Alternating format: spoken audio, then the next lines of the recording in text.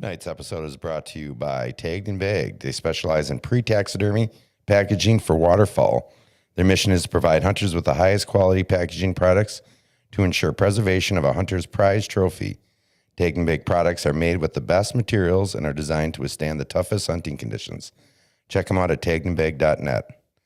Tonight's episode is also brought to you by Bucket Ready. Bucket Ready offers premium food plot seed for the best results when attracting wildlife to your property.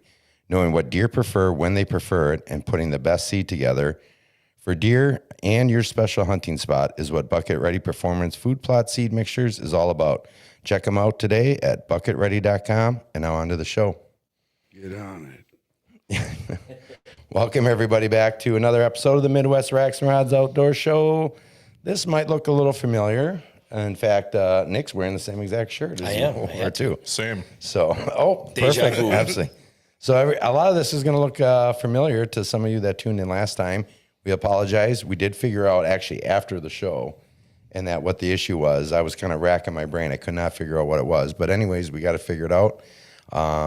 However, if we lose sound tonight, what did you say, Brett? Something you said that antler's going through that through TV. Through that TV right there. It's possible. But we think we're good to go here tonight. So welcome back, everybody, on our Mulligan show. Yep. We'll call it the Mulligan show, right? We were just talking a little bit of golfing just before. So, but with that said, to my left, the esteemed Nick Faber, frequent co-host. Welcome back, buddy. How's it going? Whoa! You got a whoa. And to my right, we're bringing back Brett Backus. Welcome, buddy. Thanks for coming back again. See, Luke likes doing this show better than the hunting bees because he gets to play with all the sound effects. There might be an air horn at some point too. And there it is. Damn you. Damn you, Luke. It's Friday, baby. It's beautiful out. For those of you that are tuning in, thanks for tuning in tonight. Kind of the reason why we're doing the show so early tonight is like, it's Friday night, festivals, different things going on. Let's do the show, not to rush through this or anything, but let people get on with their Friday evenings. And for those of you watching afterwards, we appreciate that as well. Last week we were talking to Brett, and the title of the show was a season to remember, because Nick. We'll start with Nick here real quick. Let's just, if you could kind of recap your season, briefly here. You guided, didn't guide, right? I mean. Yeah. If you want to kind of go into that, because that was a topic of conversation that kind of came up on social media too, that you were kind of accused of being a guide, but not really, but you never, I'll let you go ahead and kind of. No, so I mean, it was probably my best season to date. And, I help out anybody that wants help to go. I've never been a guide, never claimed to be a guide. I just like taking people, and I was posting early picks. I mean, in season A, opening day, we had 3 dead. We had 2 in the morning. I had 1 in the afternoon. And then I got, I think, 1 or 2 more. And then B, same thing. I got 2 done in the morning, me and Joel. And then I got help. I went with Andrew at his property, and we got 1 done. So we had 6 down. And then I think I ended up with 9 by the end of B. And I posted it, and someone questioned saying, how could you shoot 9 turkeys? It's, Wisconsin. You can't shoot that many. You don't have that many tags. How are you doing that? And I explained, I said, I'm not doing it. I'm just taking people. That's why there's all different posts, different pictures of different people.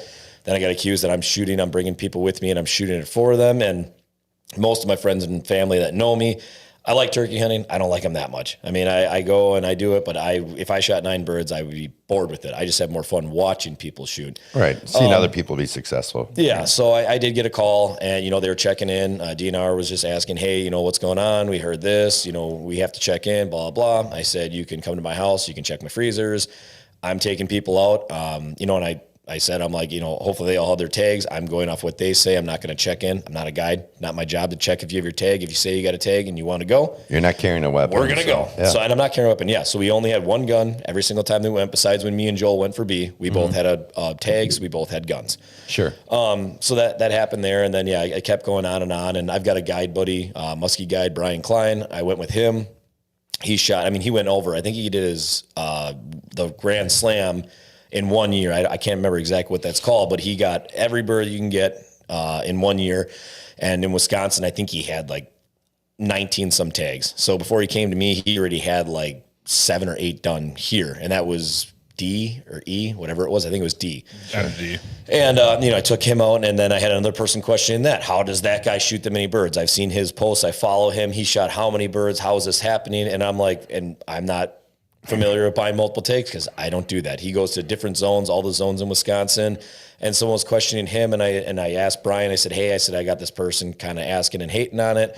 Can you explain? And I'll send the message over to him because I don't know it. Like I said, I get 1 tag and I get a bonus, and if I go, I go. So it kind of went like that. But yeah, for me, my season was great. I ended up with helping people. Total was 16 birds. It was awesome. Super happy. A lot of memorable hunts, a lot of first timers. My son got his first one ever. During the youth season, we got one. He ended up shooting the Jake that was next to the Tom, but he was 6 at the time. You texted me that. It was like, congrats. And I'm like, well, the Tom was right there. But to be fair, I never took Chase when he was that young. I didn't know he'd be that interested. He watched, some of the videos, and, I kind of taught him and made him practice before I took him out. It's the same thing with anybody that, is younger that I take. I try and, practice shooting milk jugs, make sure you can hit it. I don't want to see a wounded bird. And he was shooting great. I think we went through a box of trap loads and he hit the target every single time but once. So I told him that we had a bunch of birds come in. I was hoping to mainly be males, but there was a lot of females, and there was 1 Tom and 3 or 4 Jakes. And my son got his first one. So I think they're 12 yards away, 15. There's absolutely nothing wrong with taking a Jake. Yeah. No, he was happy. My first, and that was at like 30 years old. Yeah. My first, because I started turkey hunting much later on. And that, yeah. I don't want to date myself here, but that was, a couple decades ago already. So. And I didn't get my first one until I was, I think, 19 or something. Me and my brother-in-law were like, hey, you want to try turkey hunting? I'm like, I don't know what I'm doing, but let's go. Yeah. And I think that time it took me the whole week, and we hunted the same property, didn't know about getting extra, and so on and so forth. But sure. That was a proud moment watching Chase get his. And then I had a really good hunt. My uncle called me last minute. It was a property that I don't have permission on, but my uncle does, friends of family and whatnot. And his name was Alex. We went out. Me and Uncle Greg set the blind up the night before. And this is, besides when me and Joel went, we were near that property. I had permission on it, half a mile away, maybe 600-800 yards. But, and we heard gobbling. I was texting you that morning, and I was sending you those snaps and videos and stuff. I said, I have never heard this many gobbling. Well, same thing for Alex. And I told him, I said, this is going to be like a Drury outdoor hunt. I'm like, you're going to hear more gobbling than you've ever heard in your entire life. Sure. And we did. I mean, there were, I'm not over exaggerating. There was probably 25 to 35 birds gobbling completely around us. Yeah. And they came down. I sent you that video, and they came running in after about an hour of messing around 80, 90 yards to our right. They came in, and he smoked that one, and he was shaking. I was shaking. Was that on that Friday of the first season?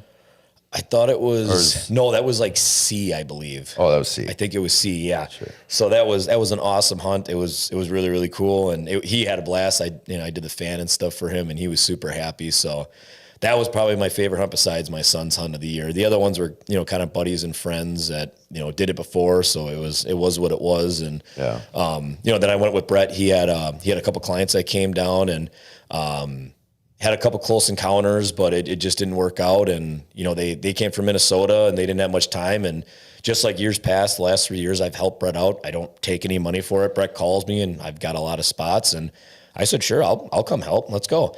And, every year it's pretty much worked out. I don't think we've ever failed yet. Yeah, because I like to sit, and he likes to scoot and shoot. And when we're down to the last day and the last evening, and we need to get some stuff in the moves, next the guy to call for that. Call in Nick. Yeah, and I've gone with guided trips and stuff, and I mean the biggest thing we've talked about it multiple times is everybody thinks going with a guide, that means I'm guaranteed I have to be. I'm paying this guy. Yeah, and obviously that we all know if you've been on a guided trip, that's not how it works. The guide gets the permission, brings the equipment, sets you up, going to put you in the best possible position. At the end of the day, it's a wild animal.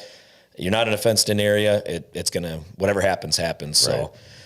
But yeah, no, that was another fun one too. So yeah, but that was basically how my season went. It was a great time. I was happy to help out when I could, and I unfortunately turned down quite a few people too because it's overwhelming. I mean, I got kids in sports, and I got my own things going on. I'll help you when I can, but yeah. I mean, scouting every morning and every afternoon, that's the big thing that, when people see the success, and I, started getting more hate this year, and I'm sure Brett's seen it, guiding that. People hate when they see how many birds you shoot and the success, and it's the properties you have. It's scouting. I mean, every morning and night, I know Brett's doing it too. I drive for anywhere from 2 hours to 3 hours in the morning, hour and a half, 2 hours at night, checking my fields to see where the birds are, trying to pattern them, putting out cameras and everything. That's what makes the difference. I'm not just going to a spot where I've seen birds once. I'm making sure the spots I'm taking my friends, like I tell them, like, we're going to get one done the next 2 days or less. I put in the time, the effort, the gas. I said, well, I bet you, I don't know what you spend, but I probably spent $1,600 to $1,800 in gas a year. Yeah. So I'm going to just backtrack just about 30 seconds here to something that was brought up on, from when we tried doing the show the last time. There was a comment about, what the title being A Season to Remember, or was like a comment saying more like how to ruin an area and eliminate, or taking too many birds from one area. That comment came through. What are your thoughts on that? What would your response to that be? Like, you're ruining an area by taking that many toms and that.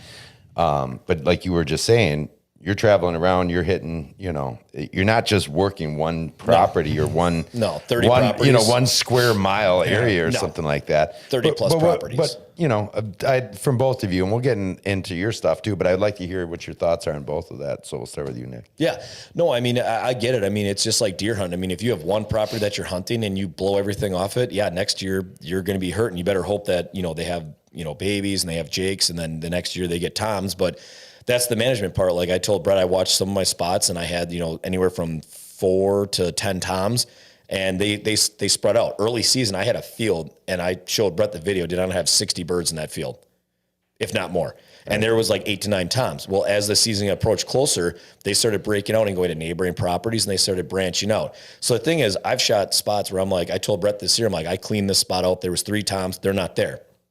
All of a sudden, sure enough, my camera goes off and a new tom shows up. It's no different than deer hunting. You shoot a buck. And how many jakes are you seeing throughout the season too that are going to be toms? You'll see. I mean, I've seen it on my property where they're a group of 8 to 10, sometimes even more, and that jakes come cruising through. It's like, well, those are all going to be toms. I mean, obviously they all have to survive predation and different things like that, but they're going to become toms otherwise. And they travel too. The thing is, last year I call it Hen Island. It's one of my spots because there's usually more hens than anything. I mean, there's times we see 40.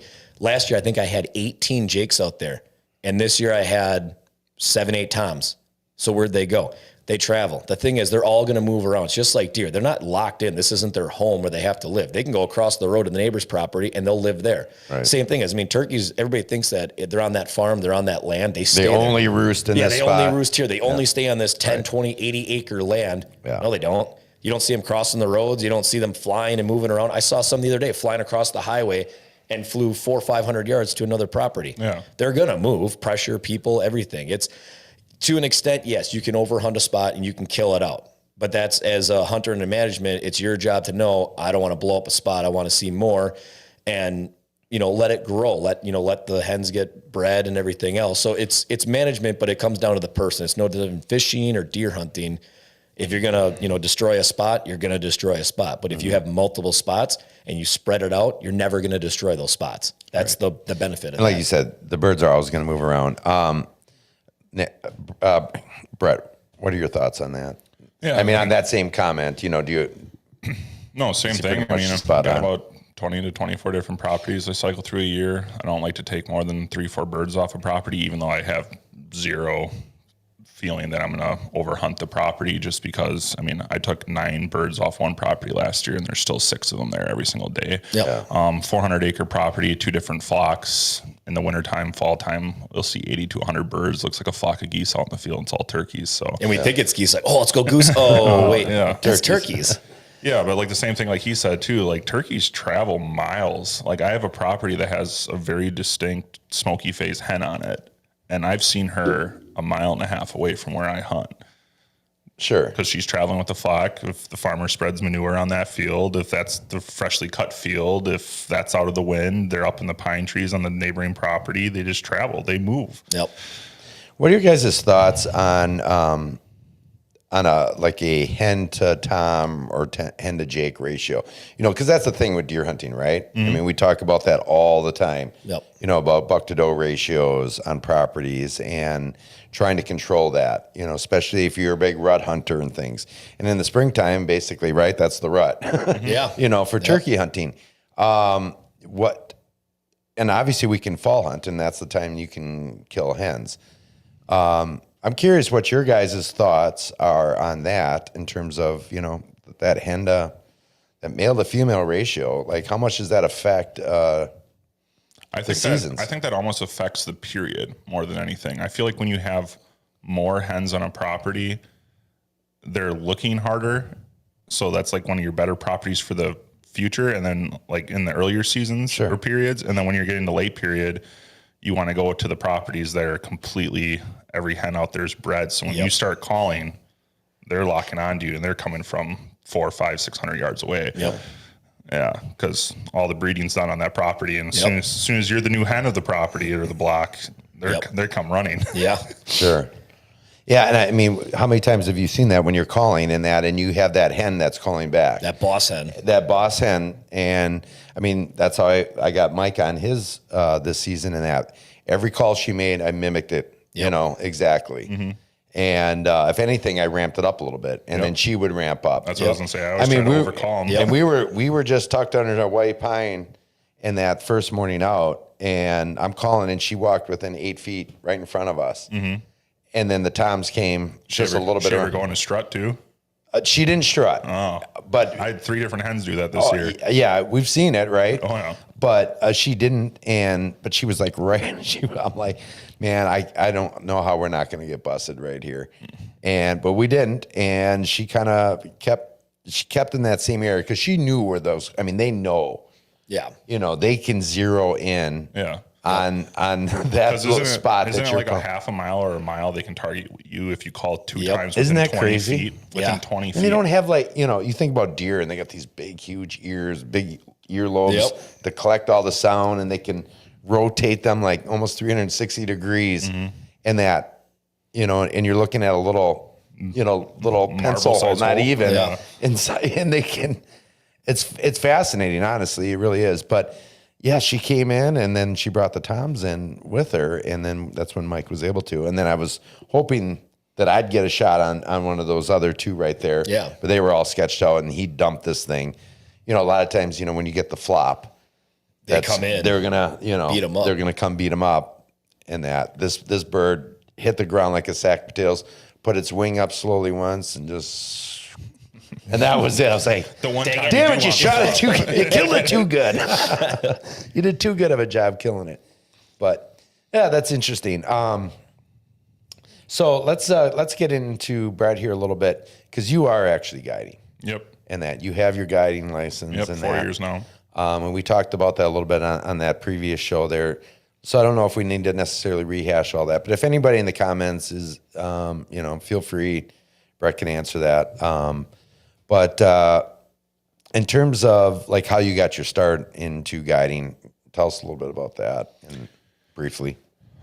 So I helped a bigger organization for waterfall season about 5 years ago, and just kind of things fell apart and money wasn't getting exchanged for doing the work. And kind of like in the back of my head, I'm like, I could do this myself. So I created the LLC, pay the taxes like every other person.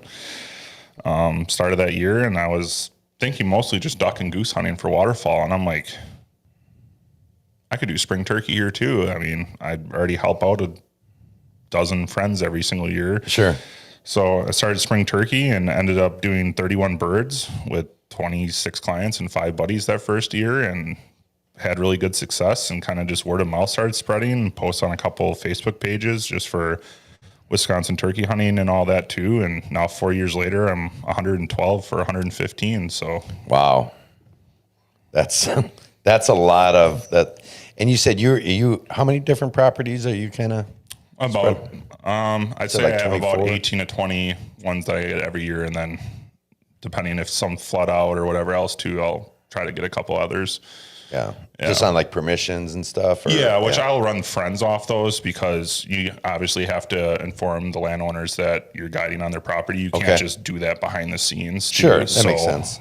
You can get in big trouble for that. So they want to know if you're if there's any monetary gain there. Yeah, 100%. Off of their property, as opposed to just some guy wanting to go out and kill some birds. So yeah, but it's still good to have 4 to 6 properties. Not that you're ruining the properties that you're guiding on for friends, family, everything else like Nick's doing too. I mean, sure. Friends, brother, dad. Yep. Everyone's going out. Yeah. And like I said, everybody likes a free trip.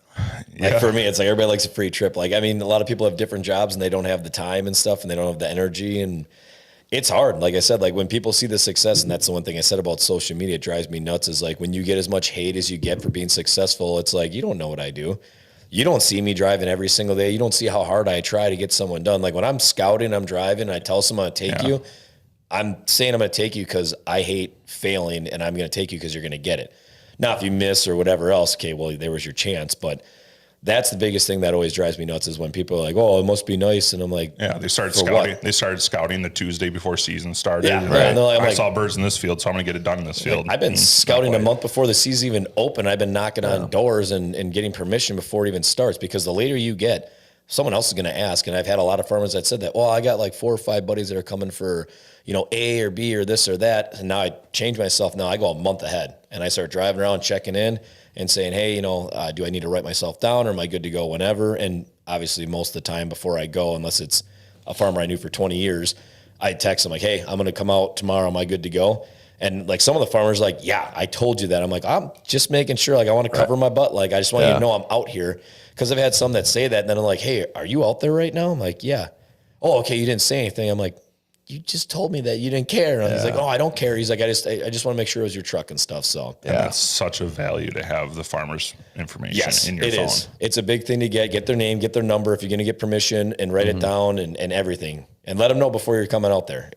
They like it, even if they get annoyed by it. And again, most of the farmers around here, they hate the turkeys. So yeah, I mean, even if it's just a text message or whatever. Yeah. I mean, it's the same thing even with my leases and stuff. The one particular property, like he appreciates, the text message and that. Because on one of the properties in that, he will go out on once in a while, a small section, just do a little walk, not through the whole thing anywhere close. Yeah. And so he likes to know when we're out there and when to, make sure he stays out. For sure stays off the property. So. And I've had that too. I got burned by my dad's house. I was back there a couple times in the years past, and the neighbors went for a walk, and dogs scared it off. And he's like, and he texted me, he's like, are you in the blind? I said, yeah.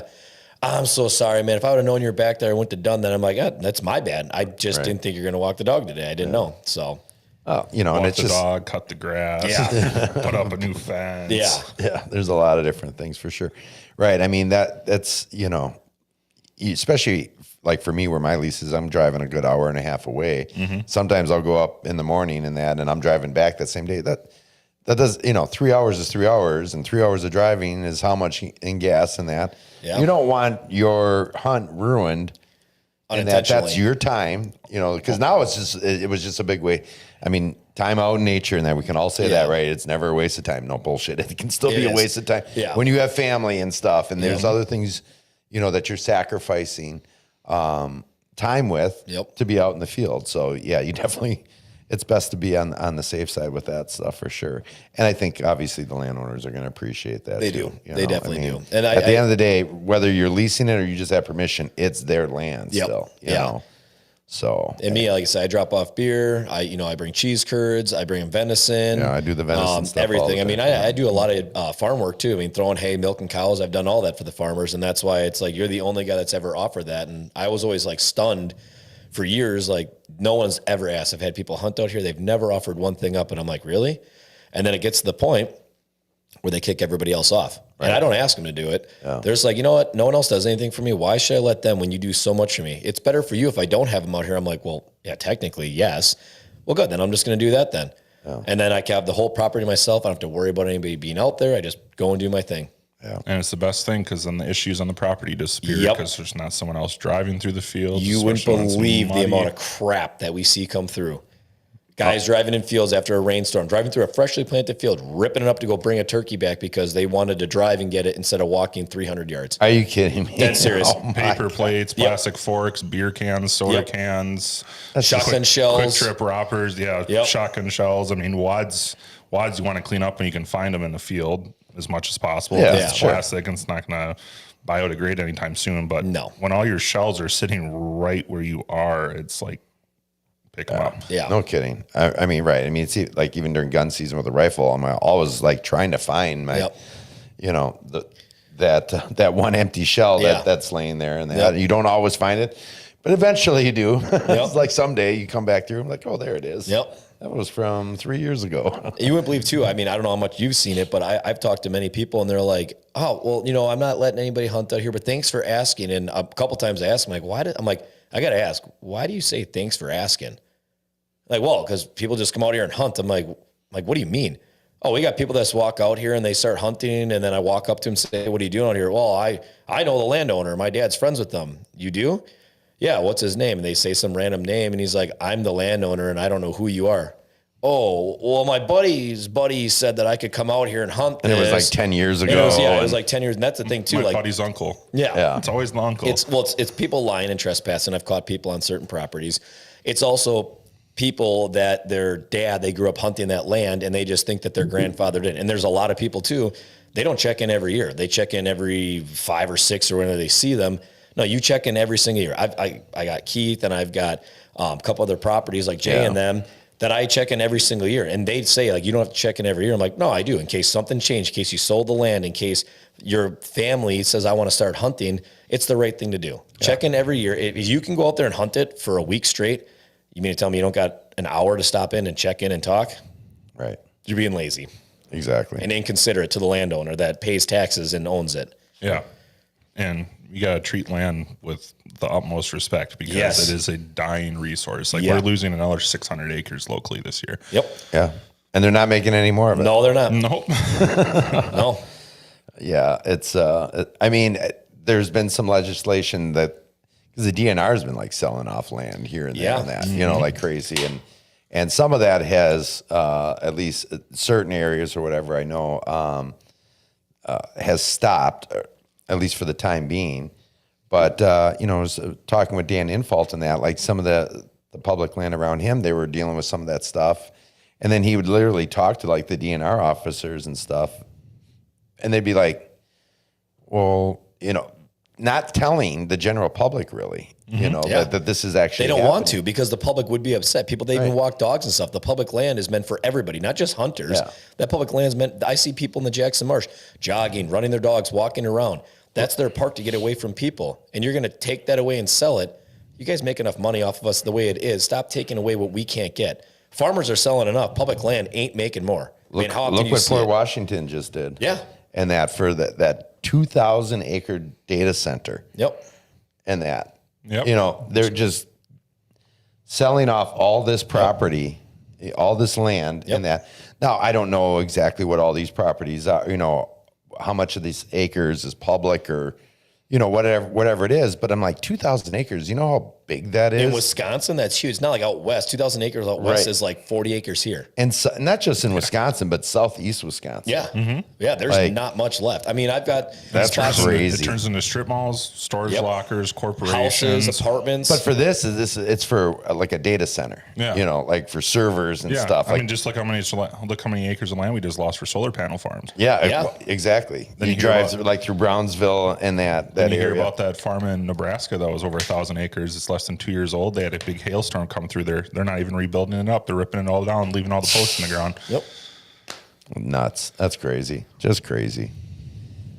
All right. Let's circle back here to some turkey hunting. Well, one thing I want to talk about too is we brought up last time was the scoot and shoot thing. That's a huge thing blowing up right now on social media.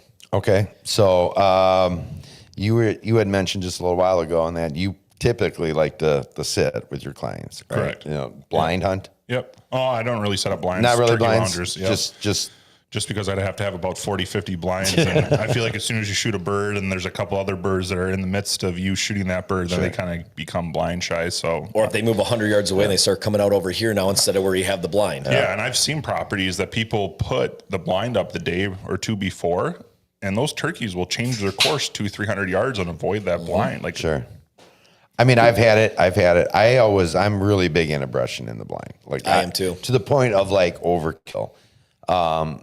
I mean, my brother and my buddy Mike, it's the three of us usually turkey hunting. They're probably like, dude, I mean, it's got camo on it and that, and it's tucked in here. I'm like, no, I'm going to town. Every little loop that you can put stuff in, I'm brushing it. Yeah. But at the same time, still, you know, it's now all of a sudden there's this big blob of brush that wasn't there. Like, sure, you're walking through the woods and you're maybe 50 yards away. Now you don't necessarily notice as a person, but you don't live there. Yeah. These birds live there. And then there's the other thought process. Well, it's a turkey. Its brain is about yay big and that. I've had both though. But everything in that brain is designed for survival. Yeah. And that's what you have to take in consideration. It's like, oh yeah, well with deer, yeah, they're going to figure it out. They're a smarter animal, the sense of smell, all these different things. Turkeys can be really stupid. I mean, they can be really stupid. Yeah. And they can absolutely drive you insane. Yep. With how smart they are and how they will avoid and not come in, or they'll come in and not come in close enough, all these different things. Hence, some of the new shots and stuff that are out there, so guys can reach out and touch them. But I don't know where I was going with this. Blinds. You don't really do blinds a whole lot. Yeah, just because. What are your tactics? So pretty much just sitting on the turkey, like loungers, short little chairs, sell Cabela's, Roger Sporting Goods, the whole 9 yards. Some of those are too damn comfortable. They're good gaming chairs, honestly, man. I've seen a couple in the house. I'm like, this is better than my freaking Lazy Boy. And they're like beach chairs. Yeah. Yeah. Yeah. I mean, there's people that like wearing vests or sitting on pads and all that stuff too, but I just feel like especially if you have a longer morning, sitting in one of those lounge chairs, you can sit in there all day. You can. And they're sleep in there too. $30 a piece, so it's not like you're investing a ton of money into them. I got like 6 of them now. Yeah, I got several of them. Like there's still. This was from back in the day, like the old mossy, the mossy oak thugs. Those chairs and that. Oh my god. Yep. I want to sit one right now. I know. I kind of do. You just kind of like spread your legs out. Yeah. Yeah. They are I mean, when I used to blind hunt, they didn't have that 360, 270 vision blinds out yet. Those are amazing. Those are game changers. I don't know how many times I'd have a bird 30, 40 yards away from me, and I'm like, okay, I can hear you gobbling. I know you're that close. Why can't I see you? Because I'm looking through windows and right. like slits. And I felt like just sitting on the turkey lounger, I'm like, okay, now I'm in their realm. They can see me move. I can see them move. Sure. Let's even the playing field a little bit, because we're playing the ultimate game of cat and mouse the whole time. So ever since I did that, I feel like I've had a lot more closer encounters. I've had a lot more birds at 10 feet or less. I mean, I've had some that I've sat with a client and we're like, hey, I know where the roost tree is on this property. We're going to sit right underneath this roost tree and sit quiet, because they're just not call responsive right now. We're going to shoot them before they go up in the roost tree. Obviously, we're going to sit here tight. And I mean, I've had 4 or 5 encounters that I've had a strutting tom drag its wing feathers across my boot. That close. Wow. Yeah. That's incredible. That is insane. Yeah, I get what you're saying for sure, because I've done it where I've done like almost all day sits in a blind. Oh yeah, it'll be fine. You take an energy drink out with you, take some coffee out in a thermos in your backpack in the morning. You still fall asleep. You take some snacks, and you're trying to pack light. You got, like for me, because I was filming and stuff, so I got a tripod, I got cameras, and then you're packing out a chair. And I'm usually end up taking like one of those like triangle chairs, with the back. Those suck, dude. The only thing that's worse is those other fold-up ones that have like the pouch underneath. Yeah. Where you got that bar going across. Those are the worst ones, because you can't the triangle ones, in my opinion, you can kind of straddle them. Push on your crotch. Oh, they do. But then those square ones, you can't sit comfortable because it's always pushing up here. Right. And my legs go numb. Like, this is bad. And then if you sit in a bag chair, first off, bag chairs are bigger and heavier than that. And you're always kind of like low. Right. You're sitting too low. Like, I can't. They got to come up with a better, lightweight for something in a blind, anyways, for that. But now, again, like you said, with these 360 ones, it doesn't really matter. You can sit in something a little bit more. You could sit in that lounger, sit on the ground, and when it's time to shoot, you just get up on your knees or whatever, to get your opening. And you take your shot. But I mean, it all depends who you're going with too. I mean, sometimes you're going to be crouching down. Depends if they're shouldering it too. I mean, I have a lot of people that send those lounge chairs. I tell them to put their opposing knee up so that they can balance right on their knee. And sure thing. Are you going to use a shooting stick? What? Yeah, but like when you're out there in the midst of it, you don't have time to adjust the shooting stick through the branches, through the leaves. You just hope they come in the decoys. They know like have the gun up, have the butt of the gun on your shoulder. Yep. Here's your hand on your knee. You're set. Yeah. Your movement 6 inches tops, not pulling it out of your lap, doing all this. Because I don't know how many times I told people to move very, very slowly because the movement won't be as sharp. Yep. And it's Sure. Oh, for sure. Going back to the blind though, real quick though. I was gonna say I got one more thing for the blind too after you. There's something for one, when I'm in the blind and let's say it's been a slow morning or it started out hot, but you didn't get it done. And you're like, should I just go in midday here for, X amount of hours? And sometimes you do in that, but you're like, no, sometimes that's a good time too, where the hens have gone off to nest and dust or sit in the shade. Right. Whatever. And cause I've gotten it done at all different times of the day. Yep. So next thing you know, you've been out there from an hour before, even gray light. Yep. To sunset, and you're sitting in that blind, and you start to kind of go a little bonkers because again, now I guess with these 360 blinds where you can see through them, I haven't purchased one yet. I got a really nice Cabela's blind. It's big. You can fit 3 guys in there comfortably, which sometimes that's the case depending upon the seasons or whatever. But you're looking through those slits, and everything else is dark, and you're just kind of it's brutal. Yeah, you're just kind of I'm done. Yep. If a bird doesn't come in soon, I'm out of here until tomorrow. I got to reset. Or oh man, I got to take a leak. I got to get out of the blind here. And you just look around oh my gosh, there's light. And I 100% agree with that. I feel like your senses almost become dull. Yeah. I feel like the difference of sitting out in a chair and then sitting in a blind too, especially if you're trying to locate a bird that's sounding off, it's very, very muffled in the blind compared to when you're out. Right. My buddy Mike and I will be like, did you hear that? Did you hear that gobble? And he goes, yeah. He goes, it came from over here. And I'm like, no, it came from over there. Yeah. You hear again, well, no, maybe it was back here. And he's like, no, I think it was over there. You can't even really pick up on where that gobble is. So now you're just sitting there looking. Now you're peeking out the back. Because I had probably 6 or 7 clients this year, and they're like, how come you started calling at this time, not right when we sat down or whatever? I'm like, I waited to hear the wings of them flying down. Mm-hmm. I never had luck calling at them in a tree. I always wait for them to hit the ground first because they know every other bird. They can hear everything. They're up 20, 30, 40 feet in a tree. They can see everything. Yeah. So if you're the first birds on the ground, something's up with that. So... yeah, you got it. I mean, you definitely want to wait, right? Mm-hmm. I mean, until it's around that time where a bird would be on the ground. Yeah. Mm-hmm. Yep. I've been so close to them before in a blind where I've set up a blind in a known roosting area, right? In the morning where I never even heard the fly down, and here comes a bird on the ground, and it's shit, is it even legal shooting light right now? I never heard this bird come down. Yep. Yeah, and I did not have that problem this year at all. I mean, I've had fly downs this year that were 30 minutes after shooting light. Yeah. Yep. I've had some really early. So the reason why I was asking before about what season that was Friday of season A, we had those bad thunderstorms early in the morning. And they hit really early by me because I was further to the west than you guys here in southeast Wisconsin. They call them thunder chickens for a reason because, these birds, these toms were, every clap of thunder just going ballistic and that. It was, there's no reason to make a call. We're just moving in to this area. But they were super sketched out, though. Yep. They were really sketched out once they hit the ground. Well, that rain dulls everything. It makes it a little bit quieter. There's no echoing, nothing bouncing off because it's just a silencer. But I'm telling you, when it was dark out, they were, well an hour before even gray light. Well, and it might have been, had there not been a storm, but it was so black out. The only time anything lit up was when you had the lightning, and all of a sudden the whole woods lit up and that. And you're like, it was bad lightning and thunder. I'm like, I really don't want to be out here right now. I do and I don't.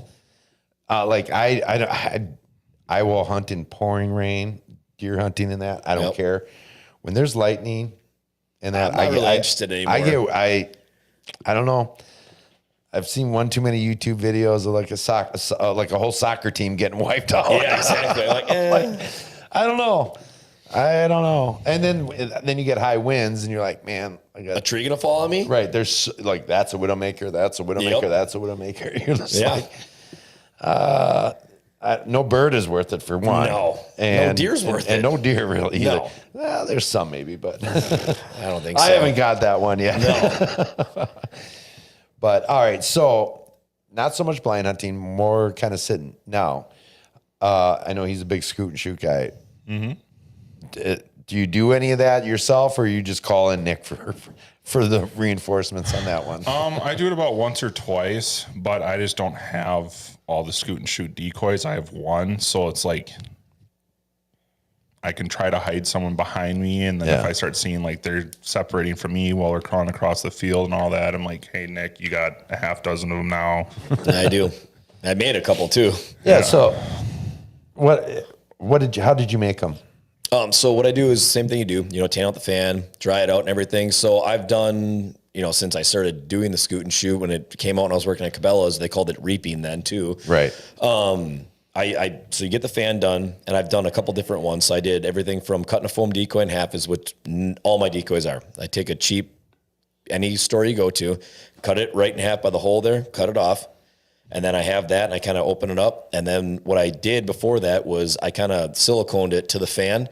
And then on the backside, I just put that plastic stake that came with it, and I zip tied it to that. And I used those for years, and they did good. And I'm like, these just aren't lasting. I mean, I still have the original, the OG. Do you spray an expanding foam on the inside?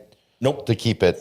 No, I want it light. Shaper. I want it as light as it can be. So I did silicone. I kept to the feathers, but then I noticed like in the high wind, it kind of separated from those front feathers, and I'm like, I got to do something different.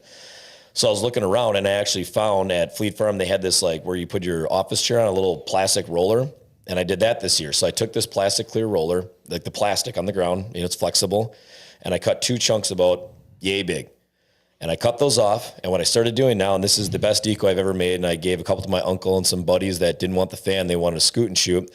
So I take the foam, cut that in half, take the 2 plastic pieces, and what I do is I put the 2 plastic pieces and I sandwich it to the fan. And what I did now is I wanted something that I could replace the fan when they get shot, when they get broken, and you wreck them.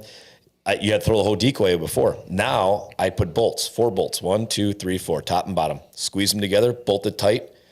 And then I spray painted everything black before I did all that, bolts and everything. So I put it all together. I take a couple extra holes in the plastic, about 8 or 9 all the way around. And then I cut a couple slits in that foam decoy, and I zip tie them to that. Because now you can replace the decoy, you can replace the fan, you got the plastic in the bolts, and you got the plastic on the back. And now what I do with the plastic stake on the back is I drill a couple extra holes down, put it right on the backside. So you got foam decoy to the first plastic part, zip tied to that. Then I take the fan, I put it right in the middle, and I take the other plastic piece on the back, put that on the back side. 4 bolts on it, and then I do those lines up and down and zip tie the stake to it. So now I got stake zip tied to the back plastic, to the fan, to the front plastic, to the foam decoy. The benefit of it, it's a little bit heavier than what I was doing before, but it's more durable. It can take on more abuse, it can get broken, and now if I mess up a fan, like my OG one has I think the 2 bottom ones are missing. It's literally like this now. I can't replace that one because I did it just one way. Sure. Now this fan gets messed up. I take out 4 bolts. The back plate comes off. The front plate comes off. I can put a brand new fan in there and go right back to it. Now, if my foam decoy would rip off or something just got abused, and again, I've had these for years and it hasn't, but if it does, I can take that foam decoy off. I can cut it in half again, cut a couple slits, zip tie it on. I never need anything besides a foam decoy if that ever breaks and a fan. Everything's done. You know what? Coming to a store near you. Right. Possibly. Yeah, now it is. That's copyright. Don't do that. You can't do that. It's mine. TM. You know what they call that? Redneck ingenuity. It is. And it's light and it works. And I've used these decoys besides scoot and shooting. I've used them out in the field. And I'm not going to hate on all these expensive $300-$400 really, really good decoys. They're great. They're awesome. I've used these ugly scoot and shoot decoys that I've made, stuck them out there. They sit low to the ground. They're ugly as heck. And I've got turkeys beating them up. Yeah. They work and they're cheap. And that's why I say, especially young kids getting into it, don't have the money. I mean, even a regular decoy right now, I'm not going to name drop anybody. You can't find a decent looking decoy for basically under $100. Right. I can make a scoot and shoot. I think it's like $15 for a foam decoy. And then the plastic, if you get enough of it or whatever plastic you get, is like another $10. and then you get the bolts. But again, once you get that, everything lasts forever besides the fan and the foam decoy. You might have to replace the foam. Yeah, if people aren't using the fan for a trophy, it's benefiting because you're recycling the resources that you're harvesting. Right. So it's it's a win-win. Do you ever use Jake fans for that? I do. I cut them. You just cut a tom? I just use a regular one. Yeah, I cut a tom and I'll just go and cut it. Sure. But you don't have to. Like I said, most of my decoys, because they're smaller. They're not that big body. They haven't got their butt kicked. They're a small decoy because the foam is only that big. And then you've got just the plastic. So it's not this big sticking out. And these birds come up because it looks like you go into a bar and there's a fight going on. You look around, there's midgets. You're like, I could kick every one of these kids' asses. I got this. And that's why I always did go with those decoys as decoys. So what is your, because I've got a couple questions, and one is going to be about when birds become decoy shy. Mm-hmm. But this tactic of scoot and shoot or reaping, and I know that there's like some of these brands or whatever, there is a brand out there where the fan is like really big, so you can like really hide behind it. And that, don't get them. Like, to me, that's going to probably spook a bird, wouldn't it? I mean, seeing something that big coming in. Again, so it depends on the bird, right? Yeah. Because again, we've talked about like how some birds are just dumb as shit. Yeah. Or so not. I shouldn't. Maybe that's being disingenuous to the bird. They're more angry or horned up. Right. It's an emotion. Yep. You know, that they're what they're driven by. You know, instead of saying that they're dumb. I think it's all pecking order. Sure. Or that. But what is the tactic that you use? So, like, you're spotting the bird out in the field, yep, right? And it's always fields, I'm assuming, right? Yeah, most of the time. Yeah, I mean, you can't see them in the woods. And are you moving in on, like, are you moving in on them, or are you moving in just so far till they get you get their attention, and now they're coming in on you for a scoot and shoot? Or yeah. So scoot and shoot, it's literally it's three options. Option one is you got to find the right way to get to them. And you can crawl over that hill. You can sneak up to them. They see you. Option one, which is the best, it's usually a short scoot, and they will book it. I've had birds run over 400, 500 yards. I don't have to move. They see me, and 1, 2, 3, 4. As fast as they can come. I mean, as fast as you see that jiggle running, those things are sprinting, and they come right up to kick your butt. And I've watched this from the road firsthand. Yep. Yeah. And then you've got ones, like we had one of his clients that I was scooting with, that bird wasn't moving. And a lot of people are like, well, they go like 7,500 yards. It's not coming in. I'm done. And they stand up and walk away. No, don't give up. Until that bird gets into the woods or like it's officially over, they run away. I've gone multiple times where I just kept going. Like that one was probably a 300-yard scoot. I was And are you moving pretty slow? Well, no, at that point when they're that far away, I mean, keep it up because you still have to hide yourself. But I am just booking. I took the client's gun. I'm like, let's go. And I'm like moving faster than him. Like, let's go. He's like, I can't do this. He's like, holy cow, how are you doing that? I'm like, move and just cover ground and then stop. And then I'll stop and I'll move the decoy like this, like it's strutting. And then I'll call even too. I bring my mouth call with me and I'll call, and sometimes that brings it in. But again, there's other times I scoot right to him. He doesn't move within a 50-yard circle. And I scoot right up to him, and then all of a sudden you hit like that 75, 60-yard, almost like to the point with TSS you could almost shoot. Yeah. And you hit, then he finally... You're in a space bubble now. He's hesitant, but he's like, all right, I got to do something about it. And then they'll turn. My uncle, we had that. We scooted 175 yards. Bird did not move from a 10-foot circle. We hit 60 yards, and he walked in, came right up to 20 yards, and he shot him. So it's that, or the third one is it just doesn't work. They don't come in, you spook them away, they run away. I was going to say, what do you think, if you could put a percentage on what the success rate is for you? 95%. 95. Yeah, I think. And is that where the hate is coming from? Like, I think so, yeah. I mean, I think it's because a lot of people are, they see the fan. I got on a group argument. I got on social media, and I got really invested in this one argument. And the guy was saying, well, you shouldn't use full strut decoys because they come running into that. You shouldn't do scoot and shoot because you're taking off a bird that's blah, blah. And I said, well, it's just like the rut. You use buck pea? Do you rattle horns? Do you go when they're in the rut and their brains are stupid? Do you get into their bedding areas? Those are the guys that have 500 pounds of corn down for deer hunting. Yeah. So he's the guy that I got into it with was saying you shouldn't use fan decoys because that sets them off. Then there was another guy that said you shouldn't use decoys at all. A real turkey hunter only uses calls and does it this way. And then the biggest upset about it is people are saying it's killing the population, Which I can see that. I believe it, because a lot of the birds in the last 5 years that I help people out with, because I don't have the time to sit all day long. Yeah, I've been way more successful. They're right on that aspect. Yes, I can kill more birds effectively with the scoot and shoot. Can't hide behind it. I love it. Till it's banned, I'm going to keep doing it. It will kill more birds, but it's, again, I have a lot of properties. It's not wrecking it. I manage it correctly. It's not a big deal. I can see their side of it, but then they got to see mine. Certain states you can bait. It is what it is. And then when you get to the point where they get mad about full strut decoys and this and that, well, now we're nitpicking. And the biggest thing my uncle brought up, the best point was, if hunters are going to go after hunters about how you're hunting and how you're harvesting in a legal way, all that is fuel for PETA, for the people that hate hunters. The people that want to see us eat each other up. If something is bad and the numbers are getting low, that is what the DNR is for. That's what all the research, the natural resources are for. They are to look at that and say, hey, you know what? Population is shrinking. We need to change something, whether it's harder to get tags or whether it is to get rid of scoot and shoot. I'm not going to cry if they got rid of it. I'm going to keep turkey hunting. I can kill a bird. It just means I have to spend more time doing it. Right. And I won't have as many successful people. 100%. I guarantee it. If I couldn't scoot and shoot, I'm not going to kill 16 birds in a season unless I'm doing it every week, every day.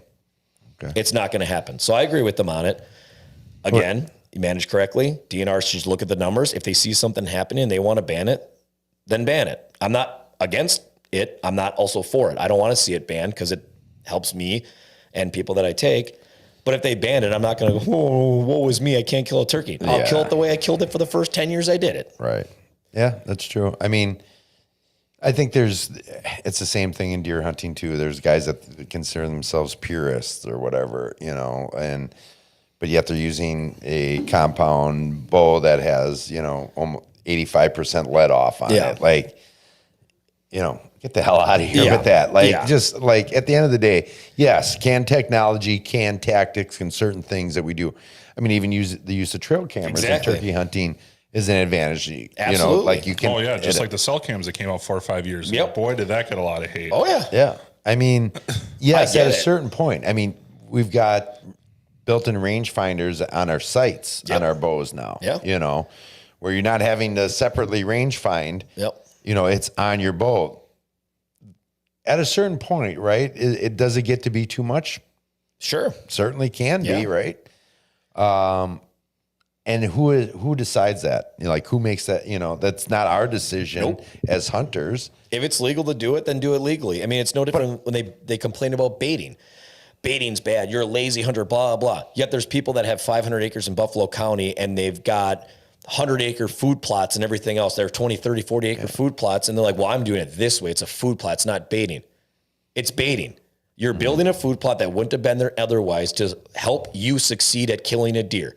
Dumping corn, putting in a food plot, all that is going to come down to the same thing. You're setting it up to give yourself a better option. If you think that baiting corn is bad, then don't do a food plot. Well, it's different because I'm doing a food plot and it's legal. Okay, well, imagine if they ban that. Now you have to hunt the deer. You don't get to use food plot. You don't get to use food. And you have to hunt it in the real world, in the woods, without anything to bring them in. See how many people are going to be successful shooting bucks like this when they don't have a 60-acre plot of food they can't get anywhere else. Yeah. I guess the one thing I would say with the food plot stuff or whatever, the argument, I mean, the food plot's beneficial for a lot of different things. No, it is. Not just the deer, not just for your hunting and your success for hunting, but you're managing your land. You're creating a resource there for not just the deer, but all sorts of other, you're planting clover. That's good for a lot of things. Alfalfa, things of that nature.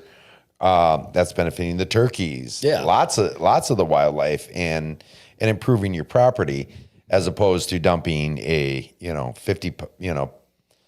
50-pound bag of corn. Yeah, and then hunting over it. Yeah, I don't. But again, I was comparing apples to apples or apples to oranges here. And that's a debate that can go on and on. Yeah. Brett, for you, your thoughts on what Nick was just talking about in terms of scooting, shooting, and, do you think that's something that needs to be looked at, or do you feel kind of the same way as Nick does? No, I find it to be 100% legal. It's fair chase. You're not doing anything to the bird that's not making it a fair game. You're still waiting on their natural instincts to come fight and figure it out. You still got to go out and do it. Yeah, you do. like you just said, going across the field. I think people hate on it so much because they're not ready to do the level of commitment to crawl on their hands and knees to 300 yards across. For instance, he gets poison ivy almost every turkey season. Not many people want to encounter poison ivy. No, or sumac or oak. Yeah, sumac, oak. I mean, I did this couple of scoot and shoots that was a freshly planted cornfield, and my knees were bleeding by the time I was done because it was shard rock all the way across it. Like, it's a commitment. But when you're in a pinch for time, you can get 3-4 scoot and shoots done in the time you're sitting and hoping for one opportunity. You can develop 3 or 4 different opportunities. Sure. So I 100% support it. Yeah. And I say, too, the thing is, we always ask, what do you want to do? We're not saying this is what you're doing. We're saying, okay, even when it comes down to the pinch, the last day, the last minute, how do you want to harvest this bird? And we give it up to them. We're not saying you're scoot and shooting. This is how you're going to kill it. This is the only way you're going to tag out. We say we can sit in a field. Good chance we're going to get one. Do you want to do that? Well, usually they say, what's more successful? Well, obviously, scoot and shooting is going to give you a better percentage. But it's your call. It's your tag. You're going to have to work for it here a little bit. You're going to have to work for it. What do you want to do? And they go with it.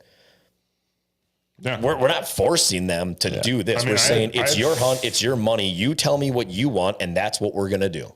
I had 4 clients this year that were doing 8 to 15 states for this turkey season. Yep.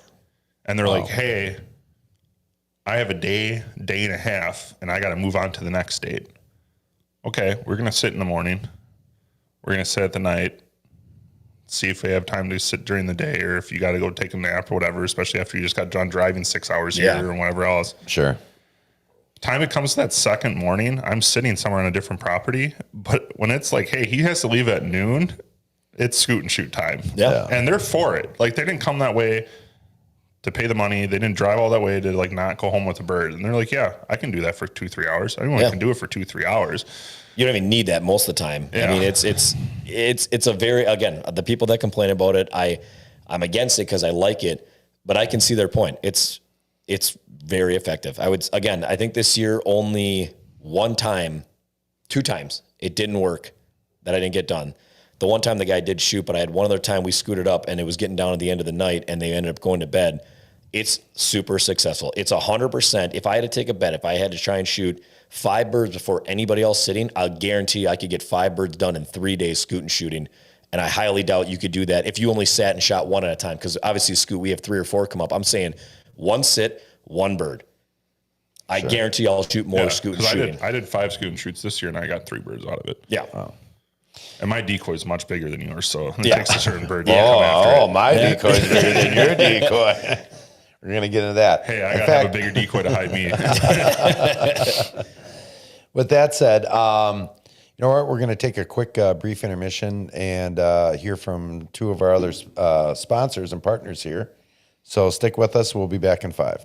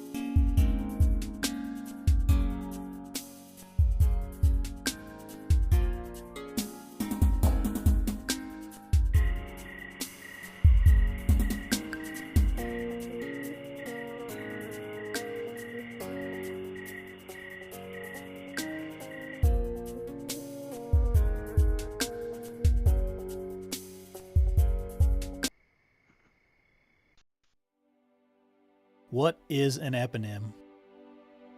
A person after whom a discovery, invention, or place is named or thought to be named. There are very few eponyms in the hunting industry. A product so popular and so functional, it becomes the act of the product. So how does something become an eponym? It's the best, hands down.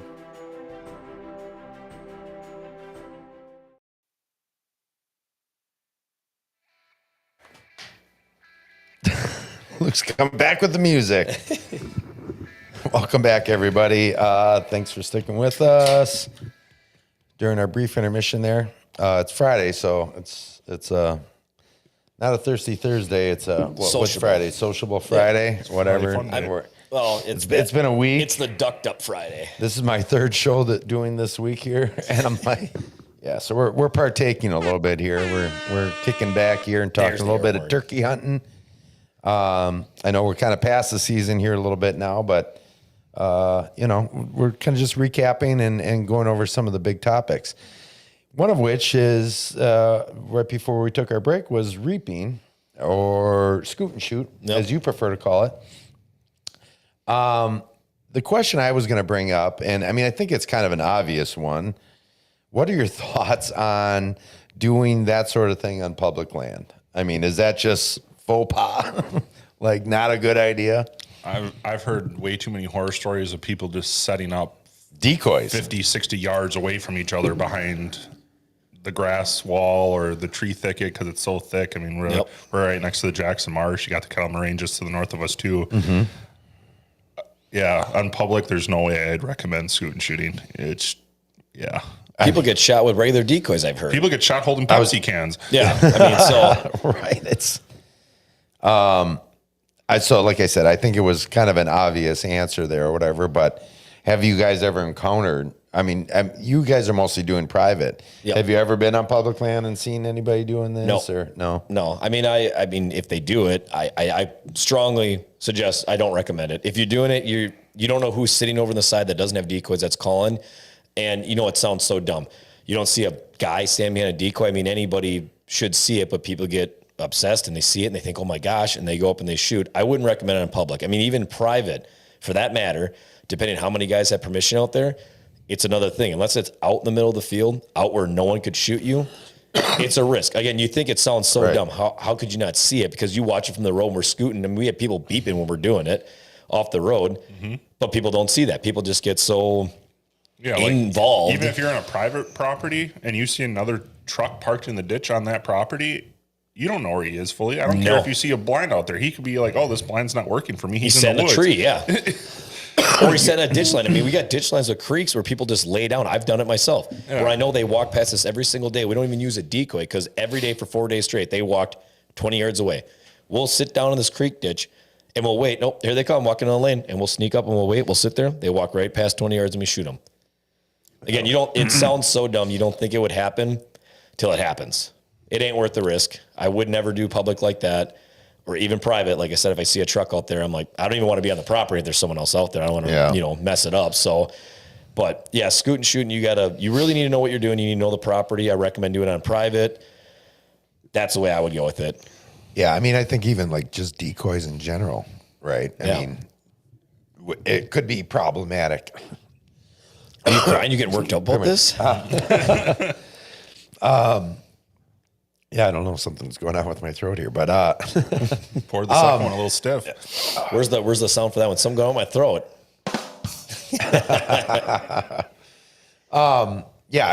You see these horror stories. I mean, not necessarily horror stories, but guys can get, pretty peppered up pretty bad. Yeah. And then you see the stories every single year on social media, and that. Where like a guy's even waving his hands. Yeah. Like, what in the world? Like, what is happening? Who is that individual shooting that is so, I can't even try to wrap my mind around what their thought process is. I mean, I had two buddies this year go out west in the state for later seasons for the bonus draw. They had their decoy shot while they were hunting over him. Yes. Yeah. I've had goose hunting. Yeah, I mean that's actually one of the things you do see. I mean that's one of the stories in that where I used to avoid. they're not even like mechanical ones; they're just they're just stationary. sitting there. Well, you can't even use like anything in Wisconsin. You can't use those anything electric electronically. ones. Yeah. You got to use rope and stuff. That's illegal too. Yeah. But I had it with goose decoys. I was sitting there at one of my ponds that you know about, and all of a sudden I'm like, "What is this guy doing?" I watched him walk. We're sitting in this high grass, and this kid was coming up with his gun, and he pulls up, and my father-in-law, this is years ago, what is he doing? I'm like, I don't know. And I'm like, I think he's messing around. Like one of my buddies, I thought. I was there, click, and I'm like, Terry's like, say something. I'm like, dude, he's not going to shoot my decoys. He mopped my decoys, my floating, like boom, boom, boom. And he like 15 yards away. It's a floating goose decoy, and he mopped it. Two of my first 4 mojos got shot off the stake. Yeah. That's crazy. Just because you're not hunting water pockets that are private as much as you are like turkey hunting. So you are dealing with the public, but it's like, wow. It's the problem is there's right. so Who many are people. these people? And it's scary to think that you're having to share the woods and water with these people. Like what is going through your head? Yeah. Like how are you do you get like tunnel vision or something? Like you're just oblivious to your. I don't know. Yeah. I had a duck on A the little Milwaukee River. hungover, maybe still drunk from the night before. Like, I don't know. I mean, the what Milwaukee is River, it? I've had mallard shot. My decoys, I was sitting out there behind my house. Guy comes paddling past. He was like floating his kayak. Didn't even know and didn't see him. Me and my brother were sitting there on our phones. All of a sudden, boom, boom, boom. Like, what is going on? We're sitting on the river and the decoys are only 10 yards away. I'm like, what is going on? We stand up. Here's a guy kayaking. He comes up and looks. We got 15 duck decoys. He shoots and he comes up. Oh, sorry. I'm like, sorry, what? You're 15 years old. You can't tell it's a decoy? I'll never forget. Like I was 12 years old. And my dad, we used to just kind of do opening day, and like duck and goose hunting wasn't really a big thing for me until I was like 15, 16 years old, because it was mostly rabbit, pheasant, and deer. And he's like, never put these decoys close to you on the shore. And I was like, why? I'm like, you want them right in your face. Like you want them as close as possible, and your follow-up shots will be closer yet. He's like, nope. Third hunt I had with him, I had a gentleman come on the opposing side of the river, didn't have a clue he was there, sunk 2 of those 6 decoys. Yep. Jeez. It's like I said, you should write it in your direction. Nope, because we had him cheated 30 yards to our left and right. So it was just a good thing that you did it the way you said. Yeah, because like where he was, and if we had the decoys in front of us, the BBs would have literally just bounced right up into us. Yep. Yeah. Right. And people think like that's, no, I mean, that could take your eye out. I mean, there's a lot of things that could happen with that. Yeah. I mean, you look at some of these pictures and stuff, from guys in the hospital, in the emergency room and that, it just, and some of them, they can't even ever remove, like it comes popping like a pimple and they still get it out later. Yeah. Years later. Yeah. It's like I said, one thing you should have hunter safety. You should learn. And obviously it's the number one thing. Know your target and what's beyond it. Right. I mean, if you're shooting at a decoy, you're doing something wrong. I mean, I'd be so embarrassed. I think I'd quit hunting if I was shooting people's decoys. I'd be like, wow, did I mess up? Yeah. And I've had it float in the river. I float the river every single year. Last week of the season, I float the Milwaukee River. And I've come up on guys hunting. I've never once even raised my gun. If I see something, I'm looking, I'm like, oh, maybe those are ducks. And we got burned a couple of times because we thought there was like a guy that threw 3 decoys. And they flew away. And I'm like, oh, damn, we could have shot. But it was a spot that everybody always sits. Mm-hmm. And I'm like, I don't want to risk it. And they flew away.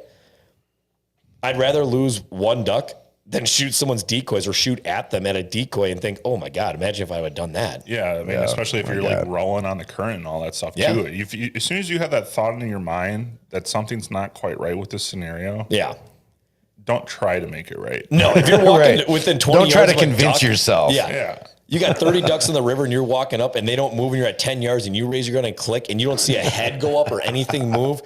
90% of the time it's going to be a decoy. And if it's not, again, it's a freaking duck or it's a turkey. Oh, I've even float the Milwaukee River here too, and I've put a handful, like half dozen rocks. I'm like, okay, I can chuck this, splash it up in front of me. No, that's worse because then you got a splash. It looks real. What? That would make it worse in my opinion. You see a splash, and be like, oh, it is alive. Yeah. No, like he's saying, like if you're rolling up. If you're rolling up. Oh, I thought you were saying you're sitting on shore. That's a way worse idea. Yeah. Right. Not if you were sitting there over your decoys and now you're making a splash. I got what you were saying. Yeah, no, I'm talking like if you're floating the river, I'll throw a rock up ahead, splash that, and flush them before I'm right on top of it. Yeah. Right. All right. Let's roll it back here. Back to you guiding in that, and you get guys from other states in that, right? Yep. And you get guys from down south because they're diehard. They're nuts. They are. Yeah. They're nuts for the turkey hunting. I mean, they are miles. They walk in miles. Yeah, for a turkey. Right. That guy from Minnesota said that. I'm like, you're nuts. I walk a couple miles back. I'm like, for what? A turkey? I'm like, pfft. He was asking us, how far are we gonna walk? I'm like, I'm like 200 yards, just sitting on the edge of the fence. Well, that's it. I'm like, yeah. Wow, that's easy. And I'm like, yeah.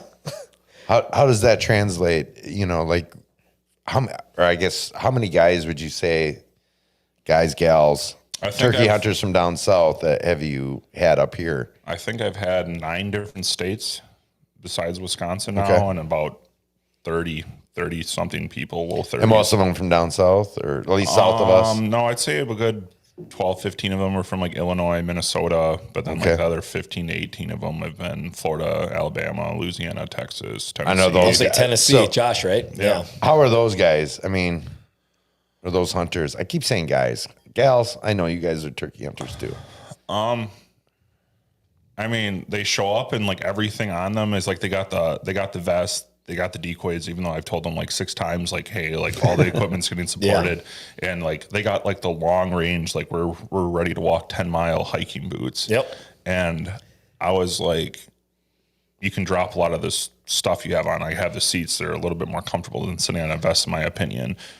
Don't need your calls, don't need all your inflatable decoys and all that stuff too. And they're like, oh, okay. They're like, well, I really don't want to carry that 5-pound chair miles in. And I'm like, if we walk 500 yards, they're on one of my bigger properties. Like that's like a long ways. Like he said, like I bet you most of the properties I'm walking 200 to 300 yards. Yep. Yeah, I don't think for a turkey spot I've ever walked over 2 football fields. I mean, that's like when I see that, I'm like, damn, this is a long walk in. Most of my spots are like 75, 80 yards. Yeah. And what are their thoughts on turkey hunting up here versus down in the south, other than probably maybe bigger birds up here? Yeah, definitely bigger birds. They're definitely surprised when you start shooting birds. They're, 23, 25, 27, 28, 29 pounds. Then how many they see? Yeah. They're like, we're literally walking 4 to 6 miles in, waiting for the one bird to gobble, and that's their one game plan for the day. What do you think that is? What do you think the difference is from those guys like the turkey hunting down south and how diehard they are? Is it because there's so many more turkey hunters down there versus up here in the Midwest, or? I don't think it's a numbers thing. I think it's just the properties that they're on. Okay. I think there's a lot of people running their dogs for pigs, deer, whatever else too. Mm-hmm. A lot of their seasons are a lot more different than us too. Okay. So I think it's like, instead of dividing it up into 6 different weeks like we have here in Wisconsin, it's all like in 2 to 3 week span and everyone's out at the same time. So that's why the farther you go in, the less people you have around you and all that. But it's just larger public tracts of land or kind of their state management zones that is the land access they have to. Okay. I mean, the farther you go down south, like I know a big thing, like I've hunted a few times in Texas too, like it's a pay to play state. Like everything's barbed wired, fenced up. You're not getting permission on private land down there for free. It's just a different culture. That they know the fields and food like we do. Yeah. I mean, that's the big thing. It's like they don't have cornfields and bigger tracts of woods. Yeah. I mean, I don't know how many clients I've had. They're like, I want to get a picture in the background of a farm field in a barn. It seems so dumb just because we live here. It's just like, what? Right. And you're like, okay. Which one? Yeah. I mean, I can drive 2 miles in any direction. I literally had to scoot a guy and his son away last year because the farmer called me and he's like, is everything all right? Because we were parked up on the side of the road for like a good hour after we were taking pictures by his barn. And I'm like, yeah, the kid got corn in a can, sweet corn. And like, I called the farmer before this because this kid was like obsessed with cows. Like he's never seen a cow in his hand, which I thought was kind of entertaining. But he literally went down the barbed wire fence and went through a whole 12 pack of canned corn and was hand feeding these cows for 45 minutes. And it was the best thing of the trip for him was these cows. How old was this kid? 8 or 9. I thought you were going to say 19. I thought the same thing. I'm like, wow. I'm like, okay. Yeah. That's cool though. I mean, right. I mean, it's different, right? It's, Yeah. it's a different world. Not a different world, but it's just a kind of a different environment and different style of hunting and terrain and Where was he from? scenery. Cudahy? Where was he from? Cudahy? Where was he from? The kid. Kid? Oh, he was out of state. He was down south. Somewhere way down south. Yeah. Not Cudahy. Not further, a little, just a little further south than I Cudahy. was gonna say there's plenty of farms down in Cudahy, but Rockford, Illinois. yeah, that's like another thing too. Is like I bet you every year I have 4 to 6 people come from Illinois, and they're in a county like I go down there for duck and goose hunting once or twice a year when I have free time in the fall, and there's many counties down there that just don't have bird populations. I was gonna say, I've never seen them. We're traveling through. I've never seen a turkey in Illinois. Yeah, like when you drive to Arkansas or any Never. other Missouri, you never see Never them seen there. one. And I just think it's like the lack of tree structure Yeah. because you go down there and it's farming. It's very similar to Wisconsin. Like especially depends part of the state you're in. You feel like you're almost in Wisconsin, but you're not dealing with 40, 60 acre fields. But you don't see the woods the Yes. same. That's it, yeah. Right. It's like that's you for can sure. see you can see 3 miles You square. got the when it's tree flat. lines Yeah. in between the fields. Yeah, but on the other side of that too, that's where those people are shooting their 160, 180, 200 inch deer out That's of. crazy. On those tree lines. Yeah. Right. Yeah. Yeah. Well, I talked to Absolutely. Jared and he's like, I shoot big bucks in Illinois. And I'm like, every time I drive through, I'm like, where? And he like showed me on his map and stuff. I'm like, that's like a 5 acre woods. Like, yeah, that's where they hang out. I'm like, so where do they go when they leave the woods? I mean, the 5 acre here, we're looking at 5 acre woods. You wouldn't even consider deer hunting that. Yeah, I met a gentleman. Or turkey hunting for that I met a matter. gentleman, Chris, last year, and he's actually got 3 200 inch deer in his life. He's in his upper 30s, and he shot all 3 of them on the same property, and it was a 200-yard long tree line. Wow. In the middle of 600 That's acre field. nuts. I feel like Stan Potts has taken multiple 200 plus inch bucks out of Illinois, if I'm not mistaken. Yeah. And that, I mean, that was already many years ago, like decades ago. Like you just don't see that very common, especially on this side of the state. I mean, Yeah. it's a little more popular on the west side of the state. But like we were driving to the fields to go duck and goose hunting in the morning. We were passing 160 inch deer every Oh my block. God. Yeah. And none of them were typical too. I mean, it was. What were you it going to was say there, some Luke? deer. Classic Cudahy. Classic. They're 180 inches. But then like going back to land here. So, I mean, to be fair, we're hunting city. This is city. We hunt city property. We're not hunting like out, like when they're down south. We don't they need to have drive that land. an hour from civilization. Don't get it twisted though. I mean, when you're saying city, you're not in the city. Yeah, we're No, outside you're of not. city But like limits. most of our spots, Like you're we're- going to confuse people by saying that. Like, I get what you're saying. I know what you're saying. And that. Yeah, but- because we live here. But I mean, I'm saying like wherever we hunt, for the most part, you're going to see houses. There's going to be a subdivision within a mile of you. Right. There's going to be businesses within a mile. Like we're hunting more Where you city. guys- Those guys out west, it's just like when you go out west deer hunting and everything else. Those deer have thousands and thousands of acres to go wherever they want. Turkeys, same thing. I think that's why it's harder is they don't have what we have here. Right. Wisconsin, in my opinion, is to get a turkey. It's southeast Wisconsin, I'll say. You have anybody even come on a state, you've got a 50-50, like guaranteed, if not better, to get one if you do it yourself. We just have a lot of birds. We have easy walk. You can see birds from the road. You can't scout down south or out west where there's thousands of acres. We drive on the road and we can see 95% of our birds from the road. They don't get that because if they did, can you imagine what would happen with the people hunting it? Yeah.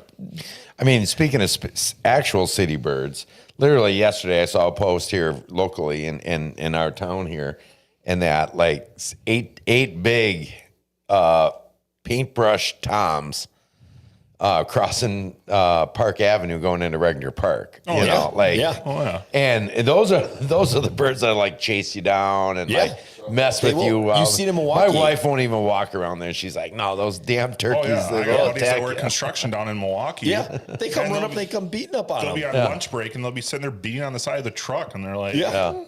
And that's the thing that drives me nuts. Again, People like, are they stupid? Are they dumb? You know, well, they're stupid when they don't get hunted down in Milwaukee. They're Right. never going to get Yeah. shot there. They're Yeah. dumber than dumb because they Same see thing in people here in every town. single Yeah. day. right? Here comes Cudahy again. Back into the discussion.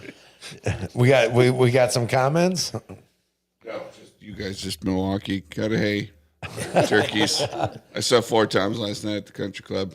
They're all over the place. Yeah, Easy peasy. yeah, Oh, absolutely. that's the other thing I hear all the time too. Is His golf wedding. courses. His wedding in March or whatever, there was like 30 birds just. We're in the country club. When was this year? Yeah, this year and that, and we're just like there's like 30 birds just like in a row, just kind of cruising across. You know, late afternoon, early evening.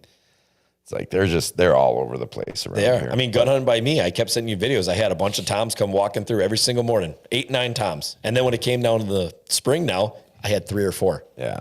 You had more than that a few weeks too. I remember that Yeah. one time you had I sent you 14 longbeards, Yeah. single file walk past them at 50 And that's what I'm yards. saying. So I had 14 there in the fall, and this year I only had 3 or 4 on the property. Right, they're So dispersing. there's your. That's what I'm saying. Is Yeah. they go anywhere they want to go. This last fall during actually gun season, in the one spot I was on top of a ridge and down in the valley in that right in an area that typically is a roosting spot, even in the springtime. There was just there had been over 40 birds that You came have a fall in. tag? Yeah, I usually do. I was pretty far away Oh, from them, but I'm sitting there just watching them from the stand.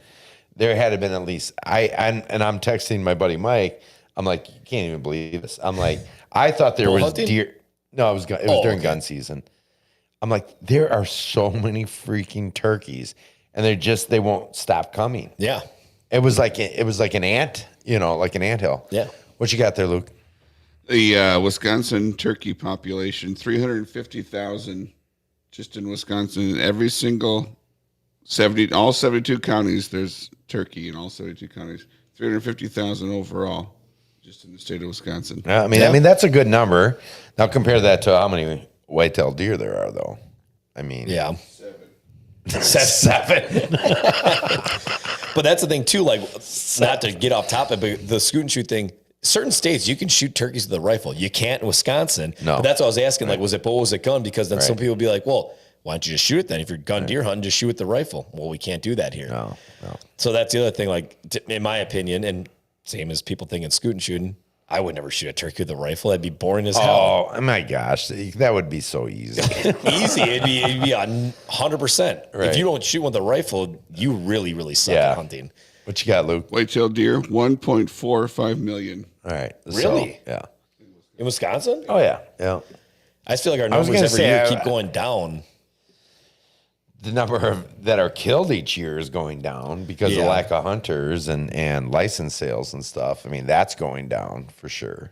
We should start raising those rates on the out-of-staters or make them put in points and stuff. Like I have to do They everywhere I Wisconsin has raised their out-of-state license, but it's still like a joke. go. It is compared to everybody It's else. sold Like 30 cents you know, on a dollar compared like, to any other I used state. to go, Oh my I go to gosh. South Dakota for an antelope for over the counter. Now you got to put in a point. Wisconsin should. $550 to hunt in Illinois, and that over. What is it here for an out-of-state? I think it's now up to Luke, we look it up, but I want to say it for non-resident Wisconsin, it might be now up to $180. That is so cheap. That's the one thing that drives me nuts about Wisconsin is Ohio's also another.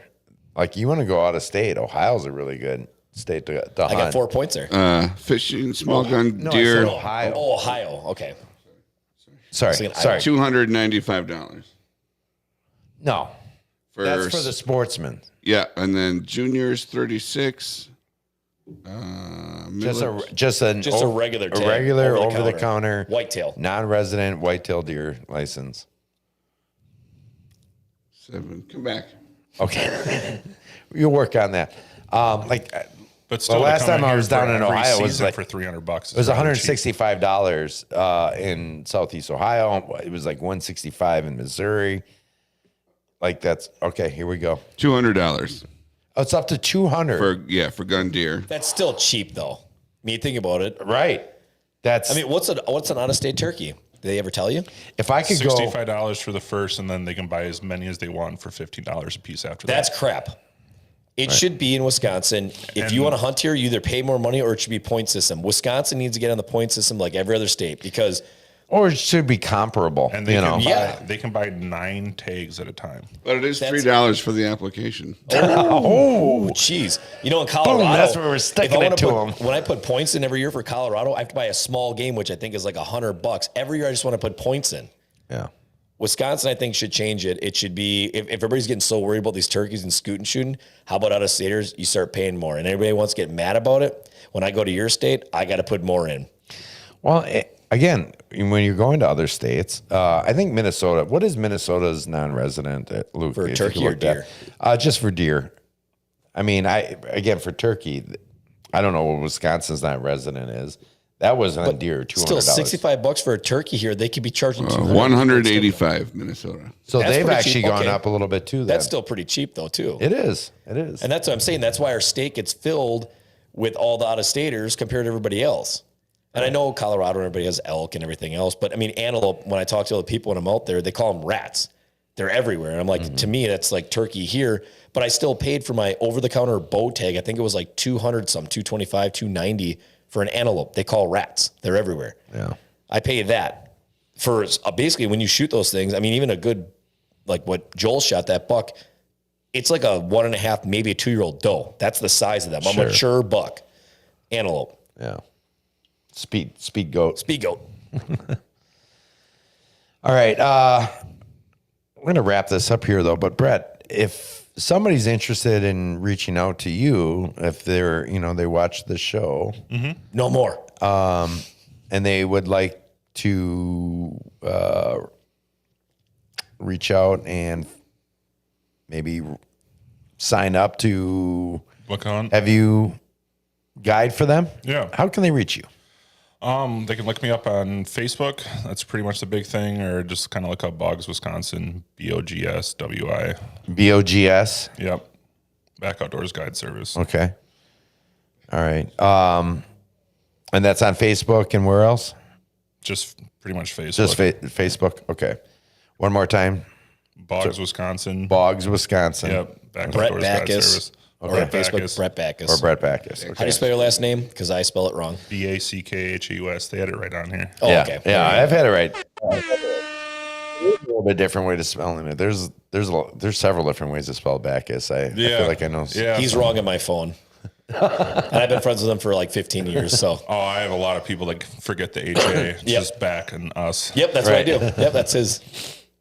So, all right. If you guys are interested in coming up here and getting a Wisconsin bird, look Brett up here. Zone 2. Yeah, zone 2. Zone 2. Right. That's Zone actually, 2. That's a good point. Because we have how many? We have 7 zones Yep. in Wisconsin. But So only zone 2. Nowhere else. all right. Well, I appreciate you guys coming back. Doesn't sound like we had any sound issues tonight. No, it's good. I got nothing. Feel like it's been a good show. I'd love to have you back on again, especially next year, early in spring or late winter, right before the season when everybody's kind of getting ramped up and that. For sure. And talk a little bit more about turkey hunting and waterfowl hunting, even like if you want to come back on and talk about that. I know you're real big into that as well. So Yep.